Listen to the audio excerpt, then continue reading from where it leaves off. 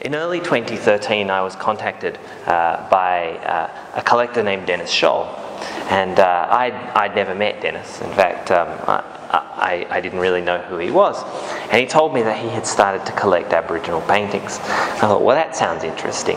And he said to me, well, would you like to come down and have a look at what I've collected? I think I have almost enough for a show. And he brought me down to Miami, and he showed me the work of these 9 artists that he had been collecting in depth. And it became very clear to me that Dennis had collected with a very clear eye for what appealed to him and for what interested him, and what that was works that really spoke to the abstract nature of Indigenous thought. He was really looking at works that took tradition but melded it into something very cross-cultural, something that would speak in a contemporary art gallery context. And so he said to me, well, what do you think this show is about? And we bandied around a few ideas, and it became very clear that this show was about 2 things. It was about abstraction, and it was about crossing cultures. And that's how we came about No Boundaries,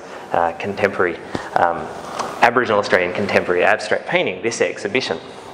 And so after that, Dennis said, well, do you think we should do a catalogue? And I said, the important thing about these 9 artists is that nobody in America knows who they are, but they're hugely important artists. So what we needed to do then was to provide a publication that would give a really solid introduction to these artists. It was very important that such a publication would have detailed writings on who each and every one of these men were. So Dennis was happy to go along with that ride. I was happy to go along with it as well. And here we are with this extraordinary exhibition of paintings in Miami.